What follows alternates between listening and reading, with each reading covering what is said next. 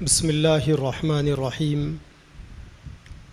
الحمد للہ رب العالمین والعاقبۃ للمتقین والصلاة والسلام علی سید الانبیاء والمرسلین وعلی آلہ واصحابہ اجمعین ومن تبعہم بإحسان الی یوم الدین اما بعد فاعوذ باللہ من الشیطان الرجیم بسم اللہ الرحمن الرحیم شہر رمضان الذی انزل فیہ القرآن ھدی للناس وبینات من الھدی والفرقان صدق اللہ العظیم۔ اسٹیج پر تشریف فرما انتہائی عزت اور احترام کے لائق حضرات علماء کرام اور اس 10 روزہ عظیم الشان اجتماع کے افتتاحی پروگرام کو سماعت کرنے کے لیے تشریف لائے ہوئے میرے دوستوں، عزیزوں، بزرگوں، اللہ تبارک و تعالیٰ نے نبی پاک صلی اللہ علیہ وسلم کو جو شریعت دی ہے، اس کا آغاز نبوت کے دیے جانے کے بعد لفظ اقرأ سے ہوتا ہے۔ گویا اقرأ کے ذریعے سے اس شریعت کی تعلیم کا آغاز ہوا ہے۔ یہ جو دین کامل اور مکمل شکل میں اللہ نے اپنے نبی کو دیا ہے، اس دین کی بنیاد قرآن مجید ہے۔ قرآن مجید کے ذریعے سے اس دین کا آغاز ہوتا ہے، اور اس قرآن مجید کے نزول کے لیے اللہ تعالیٰ نے رمضان کے مبارک مہینے کو چنا ہے۔ گویا اس اعتبار سے اس دین کے آغاز میں رمضان کے مبارک مہینے کا بڑا عمل دخل ہے۔ حدیث پاک میں اللہ کے نبی صلی اللہ علیہ وسلم نے 2 چیزوں کو جوڑ کر ارشاد فرمایا کہ یہ 2 چیزیں کل قیامت میں بندے کی اللہ کے سامنے شفاعت کروائیں گی، جن میں ایک روزہ ہے اور دوسرے قرآن مجید ہے۔ رمضان المبارک کی سب سے بڑی عبادت روزے ہے۔ اس مبارک مہینے میں اللہ تعالیٰ نے 2 عبادتیں ایسی رکھی ہے جو اور مہینوں میں نہیں، اور انسانی مزاجوں کی تربیت میں اور انسانوں کے اللہ کی ذات سے تعلق کے مضبوطی میں ان 2 باتوں کا، ان 2 اعمال کا بہت بڑا عمل دخل ہے۔ رمضان میں دن بھر بندے کو روزہ رکھایا جاتا ہے، بھوکا رکھایا جاتا ہے، حلال چیزوں سے آدمی کو روکا جاتا ہے۔ اس کے ذریعے سے آدمی کا تزکیہ ہوتا ہے، گناہوں کی عادت پورے اختیار کے ساتھ آدمی سے چھڑائی جاتی ہے، اور رمضان کی راتوں میں تراویح کے ذریعے سے لوگوں کے دلوں میں اللہ کی محبت ڈالی جاتی ہے۔ تراویح کے اندر جہاں ایک طرف روزانہ 20 رکعت کے 40 سجدے ہوتے ہیں، وہیں پر پورے رمضان میں کم از کم ایک دفعہ پورا قرآن مکمل کرنا سنت بنایا گیا۔ اور رمضان کی تراویح کے اعمال میں سب سے بڑی عبادت قرآن مجید کو سننا یا سنانا قرار دیا گیا۔ اس مبارک مہینے کا قرآن مجید سے گہرا تعلق ہے، کیونکہ بندے کا اللہ تبارک و تعالیٰ کی ذات سے سجدے کی حالت میں تعلق بڑھتا ہے۔ قرآن مجید میں ایک جگہ پر اللہ نے فرمایا وَاسْجُدْ وَاقْتَرِب، سجدے کرو اور اللہ تعالیٰ کے قریب ہو جاؤ۔ نبی کریم صلی اللہ علیہ وسلم نے فرمایا الساجد بین قدم الرحمن، جو بندہ سجدہ کرتا ہے وہ اللہ تعالیٰ کے قدموں میں گویا اپنے آپ کو ڈال دیتا ہے۔ تو رمضان کے مبارک مہینے میں تراویح میں جو 40 سجدے روزانہ 40 سجدوں کا اضافہ کیا گیا، یہ بندوں کو اللہ سے قریب کرنے کے لیے۔ تو رمضان کے دن مجاہدوں کے ہوتے ہیں، اور رمضان کی راتیں اپنے دلوں میں اللہ تعالیٰ کے عشق و سرور اور کیف و مستی کو پیدا کرنے کے ہوتے ہیں۔ اسی لیے حضرت حکیم الامت مجدد ملت مولانا اشرف علی تھانوی رحمۃ اللہ علیہ فرماتے ہیں کہ رمضان المبارک میں اللہ تعالیٰ کو سب سے زیادہ مطلوب عبادت قرآن مجید کی تلاوت ہے۔ ویسے بھی اللہ تعالیٰ نے قرآن مجید کو افضل العبادہ فرمایا، افضل العبادتی قراءۃ القرآن، سب سے بہترین عبادت قرآن مجید کا پڑھنا ہے، کیونکہ یہ قرآن کلام خداوندی ہے، یہ کلام اللہ ہے۔ حدیث میں اللہ کے نبی نے فرمایا تبرک بالقرآن المجید فإنہ کلام اللہ وخرج منہ، کہ قرآن مجید سے برکت حاصل کرو، کیونکہ یہ قرآن مجید اللہ کا کلام ہے اور یہ اللہ سے نکلا ہے۔ بندہ جب قرآن مجید پڑھتا ہے تو گویا وہ اللہ تعالیٰ سے ہم کلامی کا شرف حاصل کرتا ہے۔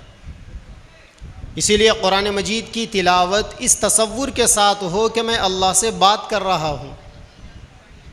علامہ اقبال رحمۃ اللہ علیہ کا نام آپ نے سنا ہوگا، شاعر مشرق، لوگ انہیں شاعر اسلام بھی کہتے ہیں۔ علامہ اقبال نے اپنے اشعار کے ذریعے سے لوگوں کے دلوں کے اندر ایک تحریک پیدا کی، اور اپنے چھوٹے چھوٹے اشعار کے اندر انہوں نے اسلامی تاریخ کا، مسلمانوں کے عروج و زوال کا تذکرہ کیا۔ ان کے اشعار کے اندر ایک عجیب قسم کا انقلاب پایا جاتا ہے۔ کسی نے علامہ اقبال سے پوچھا کہ آپ کے اندر یہ کیفیت کہاں سے پیدا ہوئی؟ تو انہوں نے خاص طور پر 2 چیزوں کا تذکرہ کیا۔ ایک، اللہ کے نبی کے عشق کی بنیاد پر ان کے اندر یہ کمال آیا، اللہ کے نبی کا کامل اور مکمل عشق ان کے اندر تھا۔ یہی وجہ ہے کہ علامہ اقبال کے زمانے میں، ان کے حیات کے دور میں، اچھے اچھے دیندار سمجھے جانے والے لوگ اپنی تہجد کی دعاؤں میں اللہ سے یوں مانگتے تھے کہ اے اللہ ہمیں بھی اقبال جیسا عشق رسول عطا کر دے۔ عجیب و غریب اللہ تعالیٰ نے علامہ اقبال کو پیارے نبی صلی اللہ علیہ وسلم کی ذات سے تعلق دیا تھا۔ ایک دفعہ علامہ صاحب مغموم بیٹھے ہوئے تھے، کسی نے پوچھا کہ کیا بات ہے، آپ پریشان لگ رہے ہو، خیریت تو ہے؟ تو علامہ صاحب نے کہا کہ ایک نوجوان میرے پاس آیا تھا کسی مسئلے پر گفتگو کرنے کے لیے، اور وہ بار بار محمد صاحب کہہ رہا تھا۔ اس کی زبان سے اللہ کے نبی کے بارے میں محمد صاحب سن کر میری طبیعت بالکل اچاٹ سی ہو گئی۔ وہ اللہ کے نبی کے بارے میں اتنا بھی سننا گوارا نہیں کر سکتے تھے۔ تو ایک تو ان کی طبیعت میں جو کمال پیدا ہوا، مزاج میں جو تبدیلی آئی، افکار کی جو بلندی انہیں ملی، وہ عشق رسول کی بنیاد، اور دوسرے کلام پاک نے ان کو اندر سے بدل دیا، کیونکہ اللہ تعالیٰ نے قرآن مجید کو کتاب انقلاب بنایا ہے۔ قرآن مجید کے اندر عجیب انقلابی تاثیر ہے۔ مکہ مکرمہ میں پیارے نبی صلی اللہ علیہ وسلم کی آمد سے پہلے کہ مکہ کو دیکھ لیں آپ، وہاں کی قوموں کی حالت کو دیکھ لیں، ان کی اخلاقی پستی کو دیکھ لیں، ان کی معاشی صورتحال کو دیکھ لیں، سیاسی اعتبار سے ان کی بے وزنی کو آپ دیکھ لیں، پھر اللہ کے نبی کی آمد کے بعد، آپ کی آمد کے 35 سال کے بعد کی تاریخ کو آپ دیکھ لیں۔ ایک وہ دور تھا 35 سال پہلے آپ کے اعلان نبوت سے قبل کا، کہ پوری دنیا میں 2 سپر پاور طاقتیں ہونے کے باوجود کوئی مکہ والوں پر حکومت کرنے کے لیے تیار نہیں تھے۔ ایسی جاہل وہ قوم تھی، لوگ ان کے اوپر حکومت کرنا پسند نہیں کرتے تھے، گویا انسانوں میں ان کا شمار نہیں تھا۔ اور قرآن مجید نازل ہوا، اللہ تعالیٰ نے قرآن کی برکت سے ان کی ایسی تربیت فرمائی، ان کے مزاجوں کے اندر، ان کی طبیعتوں کے اندر ایسا انقلاب آیا کہ پھر 35 سال کے بعد ایک ایسا دور آیا کہ دنیا کی 2 سپر پاور طاقتیں مسلمانوں کے قدموں میں پڑی ہوئی تھی۔ مسلمانوں کے سامنے، مسجد نبوی کے سامنے ہیرے جواہرات، سونے چاندی کے انبار لگے ہوئے تھے، لیکن وہ اس کی طرف دیکھنا گوارا نہیں کرتے تھے۔ جو ایک دوسرے کے خون کے پیاسے تھے، وہ ایک دوسرے کے لیے جان قربان کرنے والے بنے تھے۔ جو ہر موقع پر اپنا اپنا کا نعرہ لگانے والے تھے، ان کے اندر سے اپناپن ختم ہو گیا تھا، ان کے اندر سے میں ختم ہو گیا تھا۔ اللہ تعالیٰ نے غیر معمولی ان کے اندر جانثاری، فداکاری پیدا فرما دی تھی۔ وہ واقعہ آپ نے بیشتر دفعہ سنا ہوگا اکابرین امت سے، علماء کرام سے، کہ کسی غزوے کے اندر 3 صحابی تڑپ رہے تھے، ایک حضرت اکرمہ، دوسرے حضرت حارث بن ہشام اور تیسرے سہیل بن عمرو۔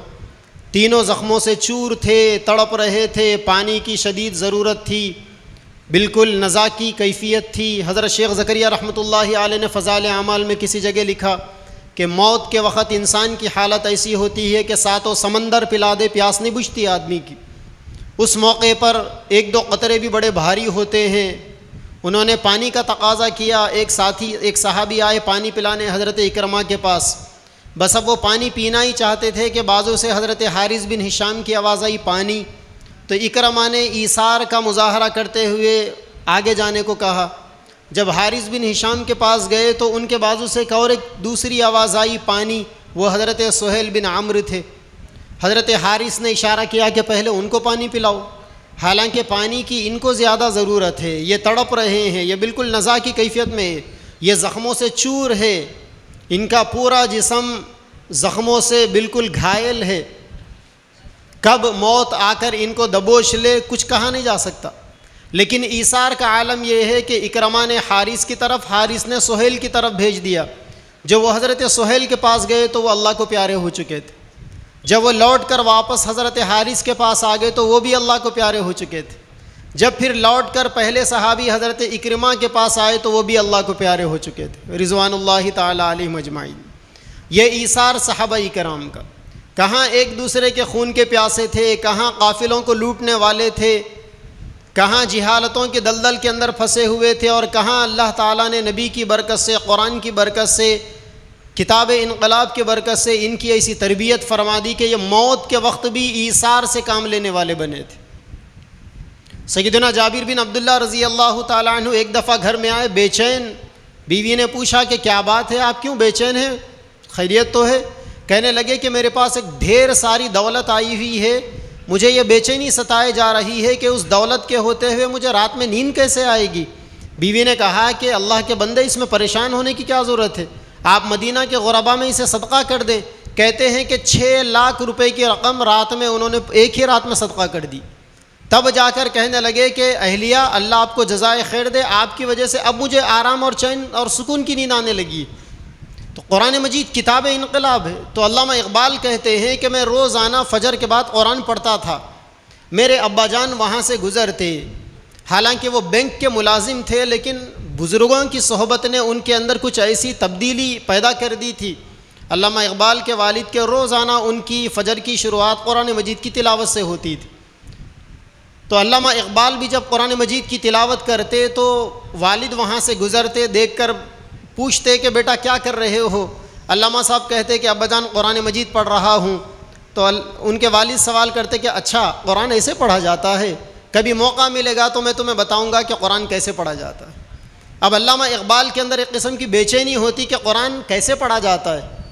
ایک لمبے عرصے تک والد نے بیٹے کے دل کے اندر ایک پیاس جگائی، ان کے اندر ایک جستجو کو پیدا کیا۔ جب علامہ اقبال کے صبر ان کا صبر کا پیمانہ جب لبریز ہو گیا، باپ نے دیکھا کہ اب لوہا گرم ہے، ہتھوڑا برسانا چاہیے، تو باپ آ کر ان سے کہنے لگے کہ بیٹا جب بھی قرآن پڑھو تو اس تصور کے ساتھ پڑھو کہ اللہ پاک آپ سے ڈائریکٹ مخاطب ہے۔ یہ قرآن سرکار دو عالم صلی اللہ علیہ وسلم پر نہیں اترا، وہ تو آپ کے عقیدے کا حصہ ہے، حقیقت بھی وہی ہے، لیکن جب بھی قرآن پڑھو تو اس تصور کے ساتھ پڑھو کہ یہ قرآن آپ کے اوپر اتر رہا ہے، اور اللہ تبارک و تعالیٰ براہ راست آپ سے کچھ کہنا چاہتے ہیں، آپ سے اللہ تعالیٰ بات کرنا چاہتے ہیں۔ تو میرے بھائیوں، قرآن مجید یہ انقلاب کی کتاب ہے، یہ اللہ کا کلام ہے، یہ اللہ سے نکلا ہوا ہے۔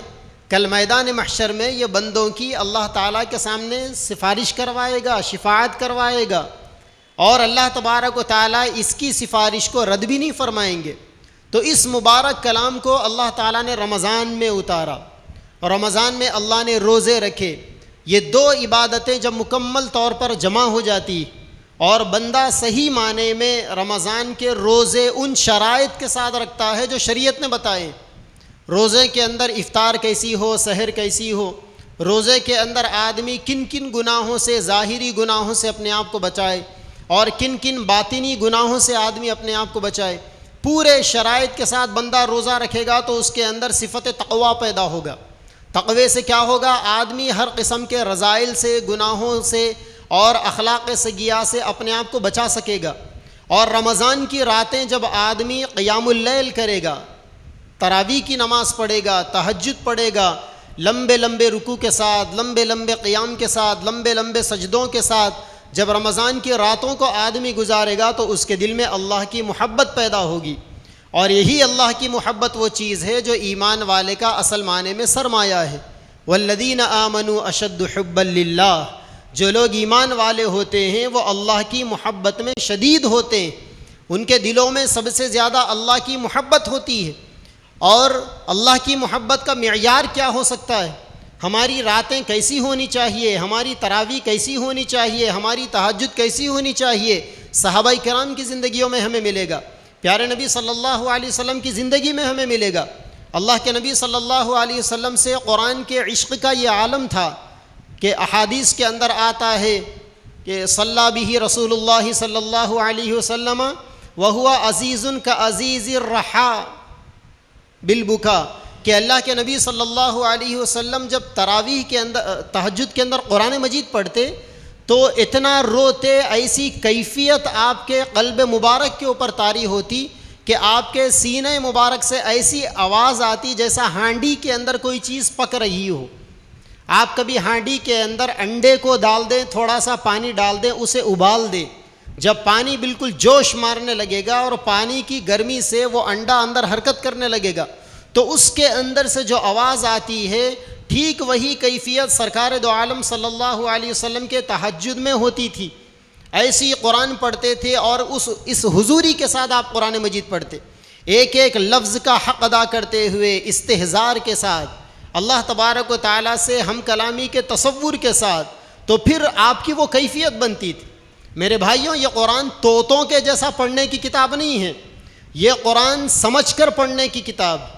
جب تک بندہ اس قرآن کے نوک و پلک کو درست نہیں کرے گا، جب تک بندہ قرآن مجید کے ترجمے پر عبور حاصل نہیں کرے گا، جب تک بندہ قرآن مجید کی ایک ایک آیت سے یہ نہیں سمجھے گا کہ اللہ کا کلام مجھ سے کیا کہنا چاہتا ہے، اس وقت صحیح معنی میں بندے کو تلاوت کا وہ لطف نہیں مل سکتا جو لطف اللہ نے اس کتاب کے اندر رکھا ہے. کیا وجہ ہے کہ سیدنا عثمان غنی رضی اللہ تعالی عنہ اپنی تہجد میں ایک رکعت میں مکمل قرآن مجید پڑھ لیتے تھے؟ آخر وہ کیسا کیف و سرور تھا. پھر آخر کیا وجہ ہے کہ ہمیں آج اگر امام صاحب ایک آدھ پارا پڑھتے ہیں تو ہمیں برداشت نہیں ہوتا؟ امام صاحب تو تلاوت میں لگے ہوئے رہتے ہیں. جو بندہ مصلی پر قرآن سناتا ہے اس کے اوپر 1000 قسم کے بوجھ ہوتے ہیں. ایک تو اس کو مکمل قرآن سنانا ہے اور ایک ترتیب ہوتی ہے، اگر اس ترتیب سے امام آگے پیچھے ہو جائے تو پھر ان کا دماغ ڈسٹرب ہو جاتا ہے. ہر رکعت کے اندر کتنا پڑھانا ہے ایک کوٹھا ان کا مقرر ہوتا ہے، اور رکوع سجدے میں جانے کے بعد اگلی رکعت میں کیا پڑھنا ہے، یا دوسری رکعت کے بعد چوتھی رکعت کے بعد جب سلام پھیرا جاتا ہے تو پھر اگلی رکعتوں میں کیا پڑھنا ہے، ان کو وہ بھی یاد رکھنا ہے. پیچھے بچے شرارت کرتے ہیں، لوگ شرارت کرتے ہیں، یا جو پیچھے گفتگو کی جاتی ہے سب سے زیادہ آواز مصلی پر پہنچتی ہے. پیچھے والوں کو احساس نہیں ہوتا، لیکن سب سے زیادہ دقت پڑھنے والے امام کو ہوتی. عجیب قسم کا پریشر امام کے اوپر ہوتا ہے. ایک پارے سے اگر 2-4 صفحے اگر آگے بڑھ جائے تو لوگوں کے سینوں پر سانپ دوڑنے لگتے ہیں اور لوگوں کو ایک قسم کی بے چینی ہونے لگتی، اور لوگ شکایت کرتے ہیں کہ طریقہ ہے امام صاحب نے زیادہ پڑھا دیا. ارے کون سے طریقے کی آپ بات کر رہے ہو؟ کون سے طریقے کی آپ بات کر رہے ہو؟ یہ قرآن مجید لمبا لمبا پڑھنے کے لیے اللہ تعالیٰ نے دیا ہے. اصل طریقہ وہی ہے. آپ پیارے نبی صلی اللہ علیہ وسلم کی سیرت کو اٹھا کر دیکھیں. صحابہ کرام، مختلف صحابہ کرام کے بیانات آپ کو ملیں گے. حضرت مطرف رضی اللہ عنہ فرماتے ہیں کہ ایک دفعہ میں اللہ کے نبی کے ساتھ جا کر تہجد میں آپ کے ساتھ شامل ہو گیا. آپ نے سورہ بقرہ تلاوت کی. میں یہ سوچنے لگا کہ آپ چند رکوع پڑھ کر رکوع کریں گے، لیکن میں نے دیکھا کہ پہلا پارہ مکمل ہو گیا. پھر مجھے یہ خیال ہوا کہ شاید دوسرے پارے کے ربوع تک یا نصف تک آپ رکوع کریں گے، آپ نے دوسرا پارہ مکمل کر لیا، پھر وہ یہ سوچنے لگے کہ اب تیسرے پارے میں نبی داخل ہو گئے ہیں، شاید سورہ بقرہ کے ختم پر آپ رکوع کریں گے، سورہ بقرہ ختم، اس کے بعد اللہ کے نبی نے سورہ نساء شروع کر دیا، کہتے ہیں کہ سورہ نساء ختم، یہ کہتے ہیں کہ اب میرے اعضاء اور جوارح ہاتھ دینے لگے، میں نے نماز توڑ دیا، جا کر کونے میں بیٹھ گیا، لیکن دیکھتا رہا کہ میرے نبی کرتے کیا ہے۔ پھر اللہ کے نبی نے سورہ نساء کے بعد سورہ آل عمران شروع کیا، اس کو بھی مکمل کر دیا، گویا 5.5 پارے میرے نبی نے ایک رکعت کے اندر مکمل کر دیے۔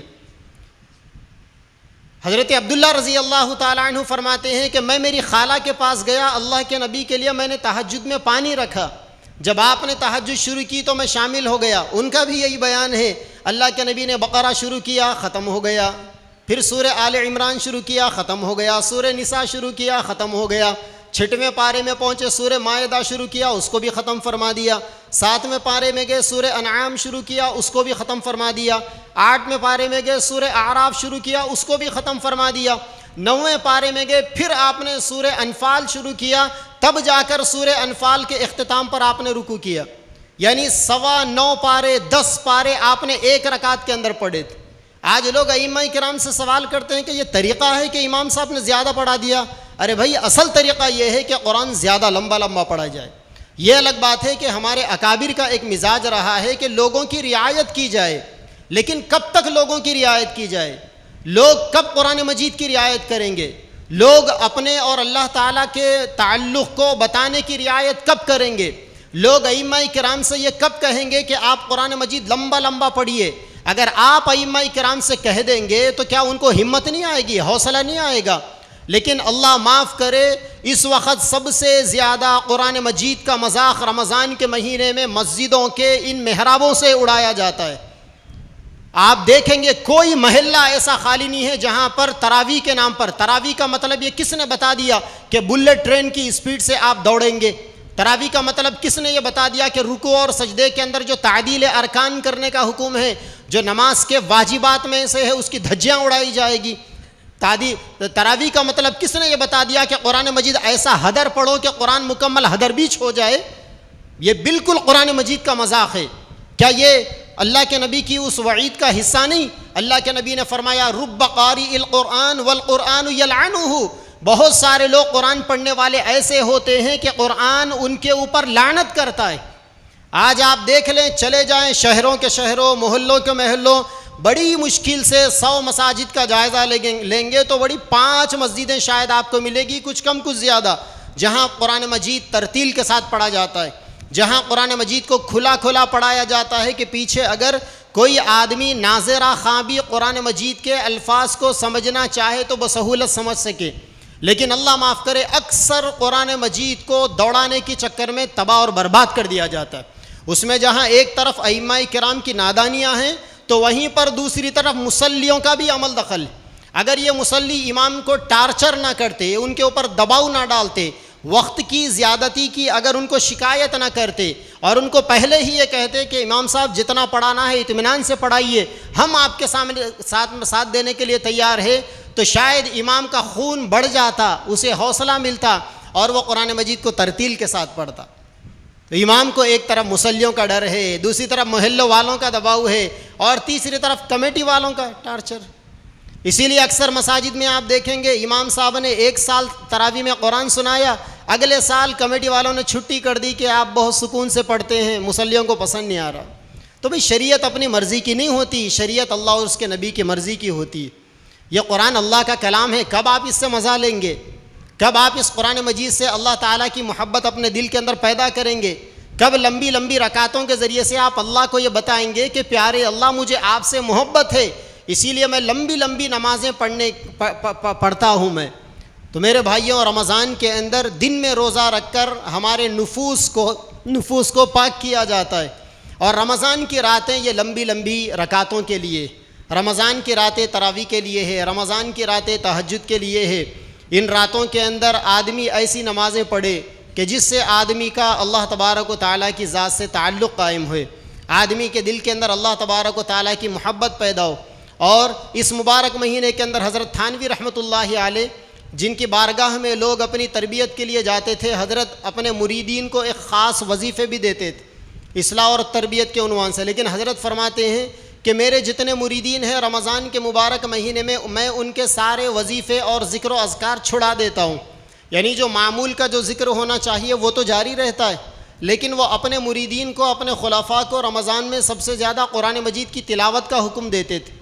اسی لیے ہمارے اکابر کا رمضان میں قرآن مجید سے بڑا گہرا شغف تھا۔ آپ نے فضائل اعمال میں ہی پڑھا ہوگا کہ سیدنا امام شافعی رحمۃ اللہ علیہ عام دنوں میں ایک قرآن روزانہ پڑھتے تھے، سال کے 365 دن حضرت کا معمول تھا 365 قرآن پڑھتے تھے، لیکن رمضان کے اندر ایک دن میں 2 قرآن پڑھتے تھے، صبح سے شام تک ایک قرآن ہوتی تھی، رات سے پھر صبح تک ایک قرآن ہوتی تھی۔ یوں اس طریقے سے اوابین کے اندر حضرت ایک قرآن پڑھتے، تہجد کے اندر ایک قرآن پڑھتے، تراویح کے اندر ایک قرآن سناتے، تو کل ملا کے رمضان کے 30 دنوں میں 63 قرآن سیدنا امام شافعی رحمۃ اللہ علیہ پڑھتے تھے۔ آپ کہہ سکتے ہیں کہ بھائی وہ پرانے لوگ تھے، طاقتور تھے، ہمت والے تھے، اعضاء اور جوارح مضبوط تھے، ان کے ارادے مضبوط تھے، ان کے اوقات میں برکت تھی۔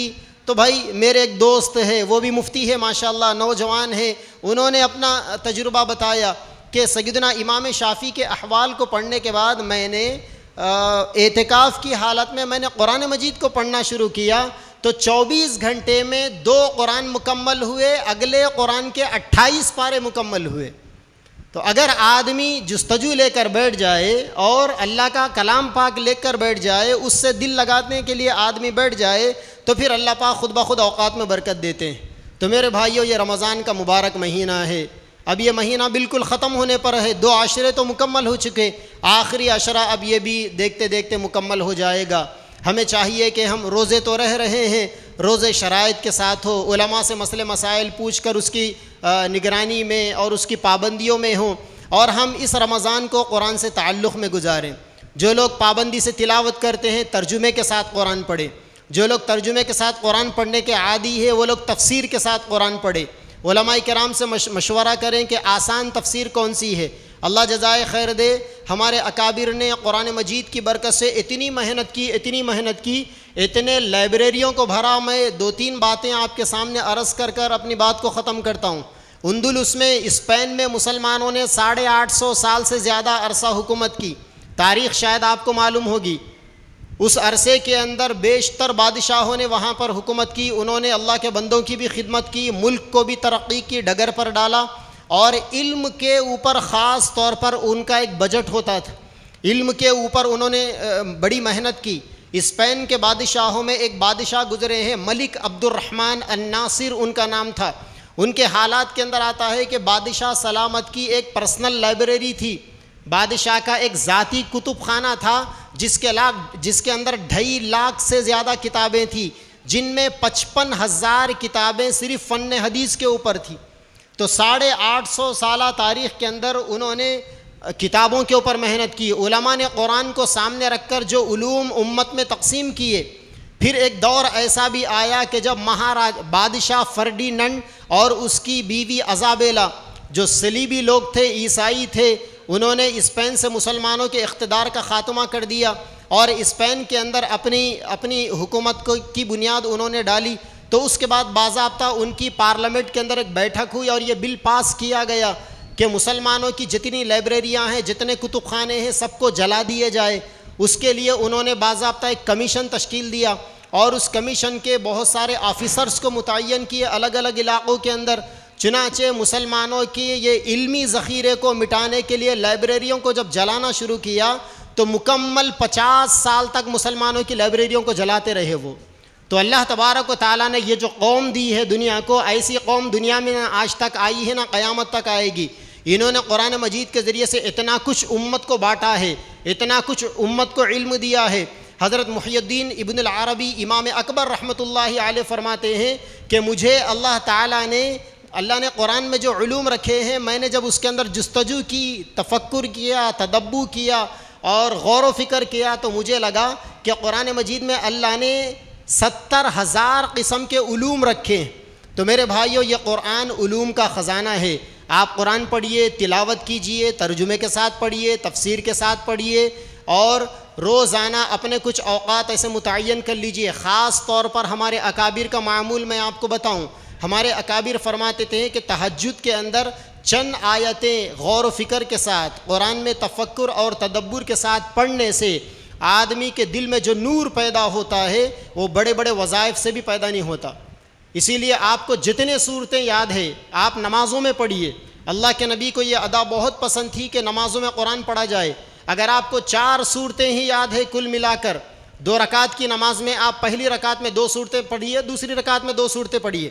اگر آپ کو صرف 10 صورتیں یاد ہے پہلی رکعت میں 5 صورتیں پڑھیے, دوسری رکعت میں 5 صورتیں پڑھیے. پیارے نبی قیام جتنا فرماتے تھے رکوع بھی ویسا ہی لمبا ہوتا تھا, سجدے بھی ویسے ہی آپ کے لمبے لمبے ہوتے تھے.